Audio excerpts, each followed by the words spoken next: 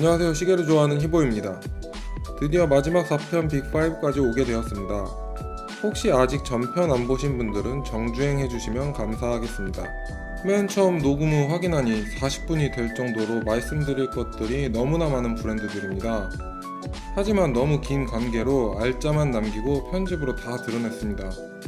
중간중간 브랜드별 흥미로운 이야기와 TMI가 들어있으며 영상 마지막에는 4티어부터 1티어까지의 순위를 하나로 만들어 놓았으니 영상 끝까지 봐주시면 감사하겠습니다. 사실 1티어 빅5의 순위를 정하는 것은 큰 의미가 없다고 생각합니다. 시계가 가지고 있어야 할 모든 면을 완벽에 가깝게 구현하는 브랜드들이기 때문이죠.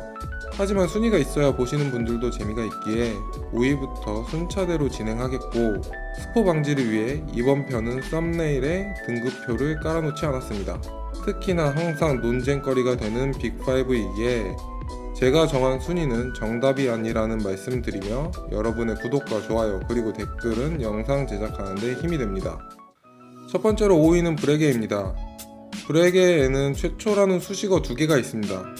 하나는 최초의 뚜르비용, 다른 하나는 최초의 손목시계입니다. 최초 손목시계에 대하여서는 본인들의 장부의 기록과 수리 이력만 남아있고, 실제 현물에 대하여서는 발견된 적이 없어 퀘스천 마크가 따라 붙습니다. 하지만 최초 뚜르비용 제작에 대하여서는 그 누구도 부정하지 않으며, 역사상 브레게는 그 오래전 시절에도 미니 리피터, 뚜르비용 등 고퀄리티의 기능들을 탑재한 시계들을 제작하며 현재까지도 빅5의 한자리를 차지하고 있는 브랜드입니다. 브레게에서 말씀드릴 모델은 마린과 컴플리케이션 뚜르비용입니다. 마린 같은 경우에는 브레게의 주력 모델이며 정말 많은 디자인이 있습니다. 청판, 검판, 스틸, 가죽 등 어떤 모델도 정장과 캐주얼 어디에나 잘 어울리는 디자인이기에 많은 분들의 사랑을 받고 있습니다. 개인적으로 이 러버 스트랩 모델을 좋아하여 선정하게 되었습니다. 오른쪽의 시계는 뚜르비용입니다. 이 모델은 뚜르비용의 최초 제작사답게 스켈레톤 디자인과 어우러져 모든 무브먼트가 다 보이는 아름다운 자태를 뿜어내고 있는데요. 잠시 뚜르비용에 대해서 말씀드리자면, 모든 기계식 시계는 톱니가 맞물려 돌아가는 시스템으로 오차가 발생할 수밖에 없습니다. 거기에다가 손목 위에서 이쪽 저쪽으로 쏠릴 때마다 중력의 영향을 받아 오차가 발생하게 되는데요. 이 중력에 대한 영향을 최소화하고자 뚜르비용을 탄생시켰고, 이는 프랑스어원으로 기술에 구현되는 모습이 마치 토네이도와 닮았다 하여 붙여진 명칭입니다. 다음 4위는 오데마피게입니다. 많은 분들의 드림워치일 것으로 생각되는 로얄오크, 그리고 이번 2019 SIHH에서 발매된 코드 1159입니다. 이 로얄오크를 말씀드리기 전에 시계 역사의 한 획이 아닌 바를 정자 정도는 그으신 분을 말씀드리고 넘어가야 할 듯 합니다. 아마 다들 예상하실 텐데 시계계의 피카소라고 표현되는 제럴드 젠타입니다. 이 AP 로얄 오크를 디자인하신 분이며 지금 보는 모든 시계를 만든 분입니다. 시계를 좋아하는 분들이라면 다들 알고 계실 시계일 텐데 각 브랜드 내에서 최고의 인기를 자랑하는 모델들입니다. IWC의 인제니어, 파텍 필립의 노틸러스와 골든 일립스, 오메가의 컨스틸레이션, 까르티에의 파샤 등을 제작하신 분입니다. 이분의 업적은 정말 대단하다고 밖에 표현할 수 없고, 심지어 제랄드 젠타가 제작한 시계를 보유한 것만으로도 브랜드의 가치가 올라가는 효과도 가져왔습니다. 비시계 브랜드인 불가리의 불가리와 옥토가 그 예가 될 수 있겠습니다. 제랄드 젠타가 디자인한 이 팔각형의 로얄오크는 당시 두 가지 면에서 크게 센세이션을 일으켰는데, 첫 번째는 시계의 외형이 원형과 사각형의 디자인에서 벗어난 점과 당시 고가 시계는 보통 금으로 만들어지는데 스틸로 만들어냈던 것이었습니다. 이렇게 출시된 로얄오크는 많은 사랑을 받고 있으며 AP의 대부분의 매출을 차지하는 라인입니다. 또한 이 브레이슬릿의 연결 부인 링크는 장인이 직접 깎은 것으로 알려져 있으며 각도에 따라 비치는 빛 반사는 굉장히 아름답습니다. 이런 감성을 자극하는 요소들을 가지고 있기에 많은 시계인들의 드림워치이기도 합니다. 오른쪽의 시계는 코드 1159인데요. 11시 59분을 뜻하는 것으로 12시가 되기 전이라는 뭔가 심오한 뜻을 내포하고 있습니다. 사실 AP는 로얄 이외에 다른 라인은 별 볼 일 없다는 이야기가 많습니다. 마치 제니스의 또 프리메로라는 별명처럼 또에라코라는 별명이 있습니다. 때문에 이번에 AP에서 야심차게 준비하여 새 모델들을 출품하였지만 시계인들의 큰 기대를 만족시켜주지는 못했다라는 평을 받습니다.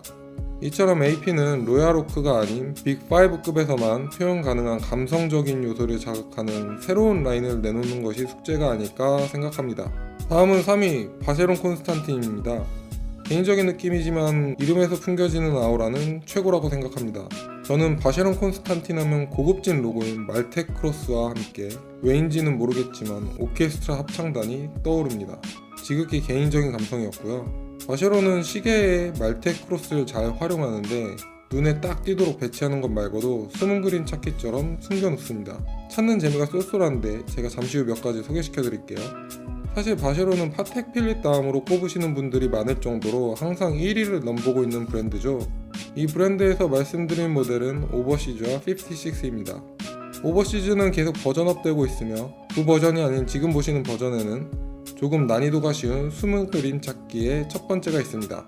눈치 빠르신 분들은 아마 바로 찾으셨을 텐데 시계의 브레이슬릿 부분이 바쉐론의 로고인 말텍 크로스를 형상화하며 이어져 있습니다. 뿐만 아니라 줄질의 편의성을 위하여 똑딱이식으로 되어 있어 쉽게 줄을 바꿀 수 있습니다. 다만 일반 시중에서 구매하는 줄은 호환이 안되며 바쉐론에서 정품을 구매해야 된다는 점이 있습니다. 그리고 여기에 숨은 그림 찾기 두 번째가 있는데 이 줄에 연결되는 러그 부분을 잘 보시면 말텍 크로스가 연상되는 디자인한 것을 볼 수 있습니다. 한때 오버시즈는 외형에서 보이듯 제랄드 젠타가 디자인한 것이다 라는 이야기가 돌았습니다. 하지만 바쉐론에서 공식적으로 아니라고 밝혀 소유주들이 아쉬워했다고 합니다. 제랄드 젠타의 위상을 한 번 더 볼 수 있는 TMI였습니다. 다음은 56 뚜루비옹입니다.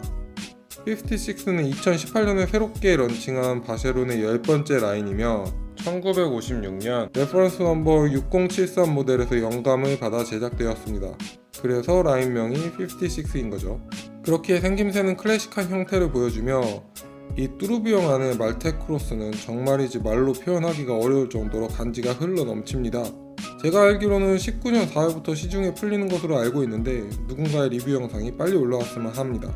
가격대는 잘 모르겠지만 뭐 범접할 수 있는 가격대는 아니겠죠. 그리고 이 시계에도 숨은 그림 찾기가 있는데 고난이도입니다.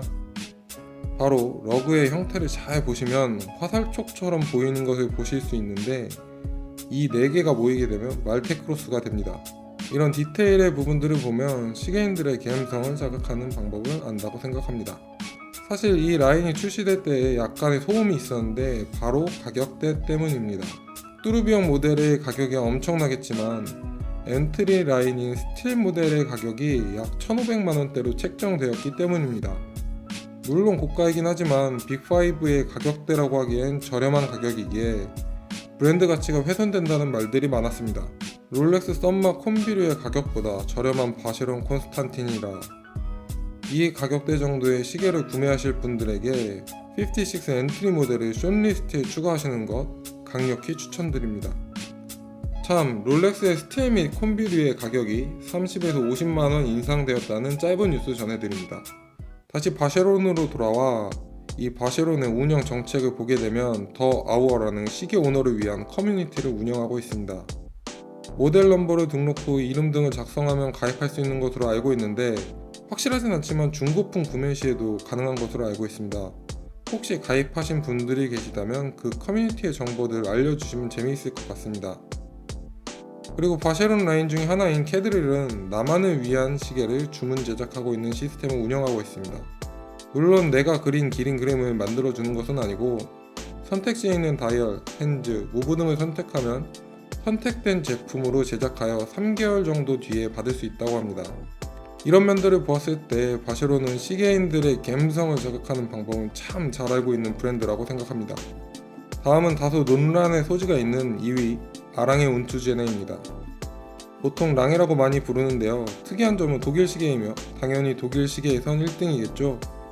제가 2위로 선정한 데에 주간이 들어가 있으면 부정하지는 않겠으며 사실 많은 분들이 2, 3위를 바쉐론과 AP로 보십니다. 왼쪽에 보이는 모델은 자이트베르크입니다. 디지털 시계의 모습을 한 아날로그 시계인데 디자인이 너무나도 매력적인 시계입니다. 이 시계에 대한 영감은 오페라 하우스 벽의 5미닛 클락에서 받았다고 합니다.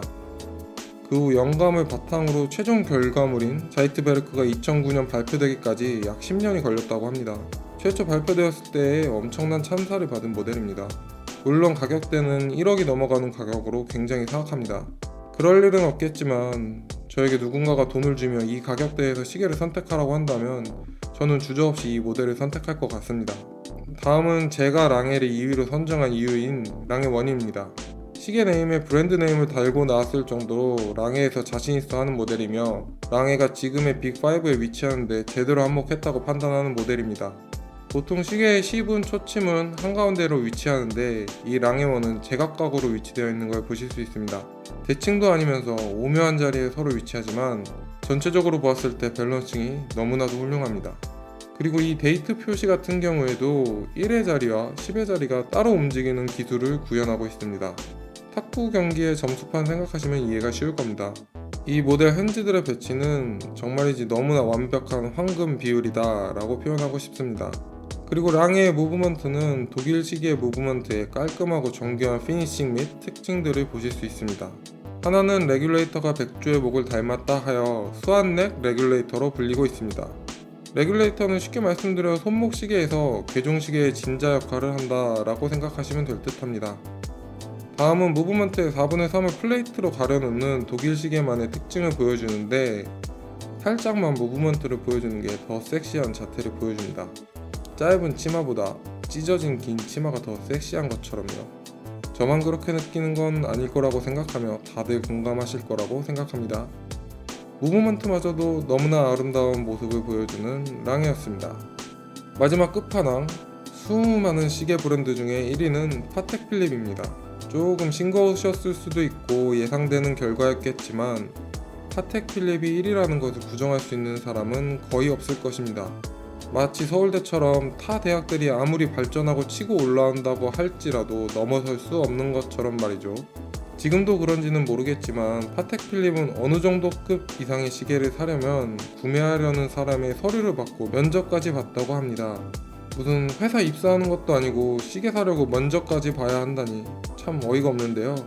파텍 필립의 시계는 사회적 지위가 있는 사람에게만 판매한다 라는 정책을 보실 수 있고 유명한 일화도 하나 소개드릴게요.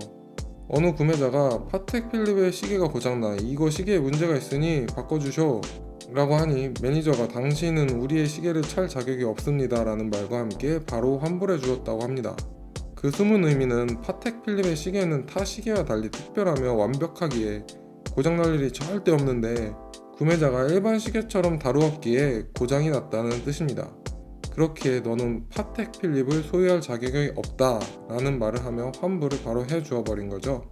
미친 듯한 자존감을 볼 수 있는 일화입니다. 파텍 필립에서 말씀드린 모델은 칼라트라바와 노틸러스입니다. 왼쪽의 칼라트라바 같은 경우 드레스워치이며 다양한 핸즈 및 기등으로 구분되어 모델들이 출시됩니다. 제가 많은 모델 중에서 이 모델을 선정한 이유는 핸즈 때문인데요. 이 핸즈의 생김새와 끝에 날카롭게 떨어지는 이 부분이 마치 대검 같다고 하여 대검 핸즈라고도 불리웁니다. 바쉐론 콘스탄틴에서도 패트리모니라는 라인이 이 칼라트라바 라인과 유사한 라인이며 차이점이라고 한다면 단지 브랜드 네임 정도가 될 것 같습니다. 오른쪽의 노틸러스의 경우 제럴드 젠타의 역작 중의 하나이며 많은 분들께서 꿈꾸는 드림워치입니다. 엄청난 인기를 끌고 있는 모델이며 파텍에서 버전업하면서 신경 쓰는 라인 중에 하나입니다. 롤렉스의 썸마는 요새 구하고 싶어도 못 구한다는 이야기 많이들 아실 텐데요. 파텍 필립의 이 노틸러스 또한 품귀 현상을 일으키는 모델입니다. 이전까지는 예약하면 20년, 30년의 예약 기간을 불렀다고 하며 현재는 예약도 안 받는다고 합니다. 롤렉스의 썸마와 똑닮은 현상이죠. 30년이라 제가 30년 적금을 든 뒤에 아들을 낳아 그 아들에게 선물로 주면 되려나요?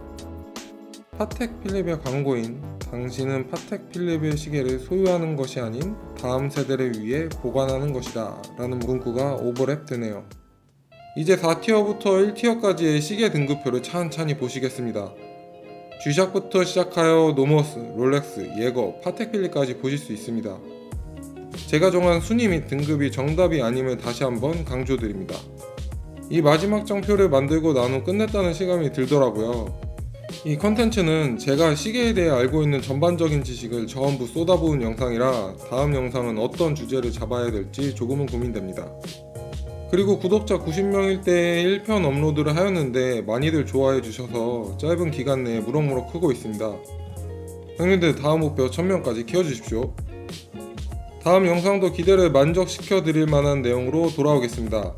이제는 지겨울 만한 여러분 모두의 시계는 소중하다는 말씀과 영상 끝까지 봐주신 여러분들께 감사 말씀 드리며 이상 시계를 좋아하는 희보였습니다. 감사합니다.